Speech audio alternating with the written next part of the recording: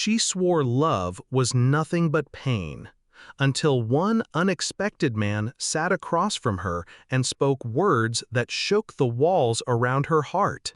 Some people spend their whole lives running from love, convinced it's nothing but heartbreak waiting to happen.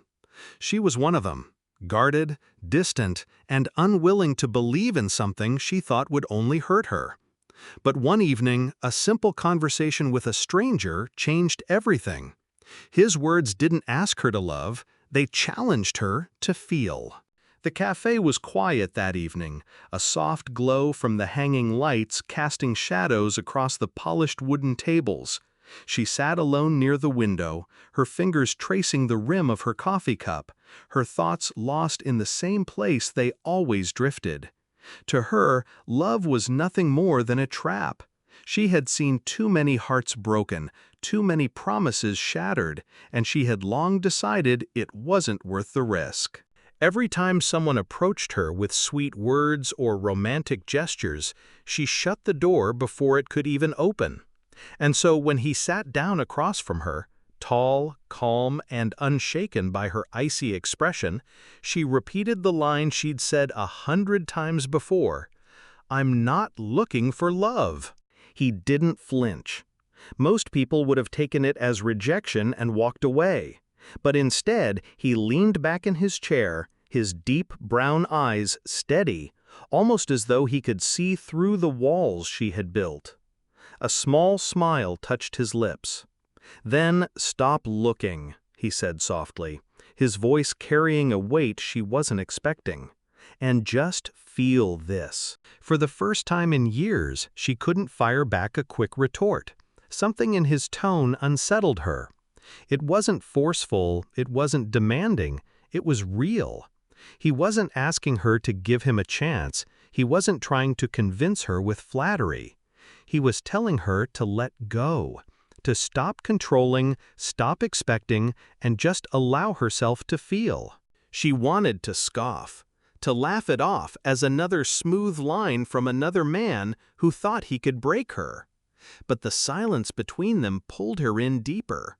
She noticed the roughness of his hands, the way his voice carried the strength of someone who had lived through storms. He didn't look like someone chasing an illusion. He looked like someone who had fought for truth and found it. Her heart beat faster, and that frightened her more than anything. She had spent years locking it away, protecting it from disappointment. Love, to her, was weakness, and weakness meant pain. She opened her mouth to remind him of that, but he spoke first. "You think love is about promises," he said, his tone steady but warm. "But it's not. Love isn't a cage, it isn't a chain, and it isn't something you chase until you're tired. Real love is freedom, it's truth.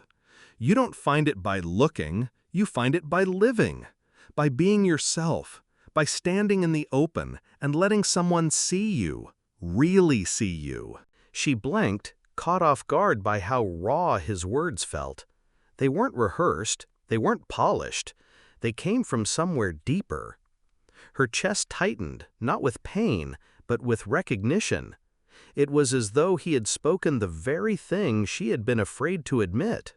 Her hands trembled as she tried to hold her coffee steady. She wanted to ask him why he cared, why he bothered to sit across from her when she had already drawn her line in the sand. But he seemed to already know what she was thinking.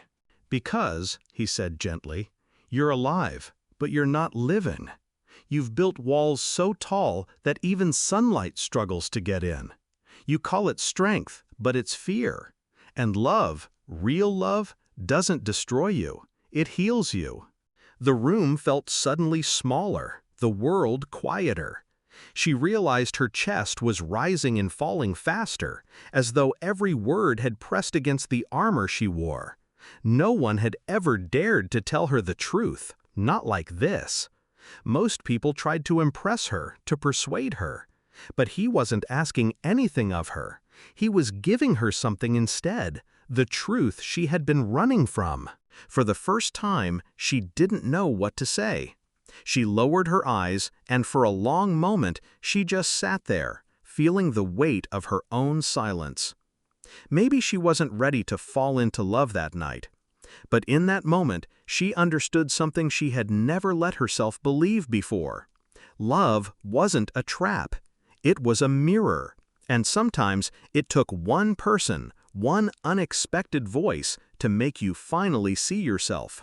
And for her, it was the voice of one man who spoke the truth she didn't even know she needed to hear. In that moment, she realized love wasn't about promises or fairy tales. It was about truth.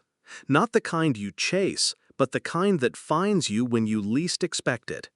She may not have been ready to call it love that night, but she knew her heart had finally heard something real. Sometimes all it takes is one voice, one soul brave enough to speak the truth, to remind us that love is not a prison, it's freedom.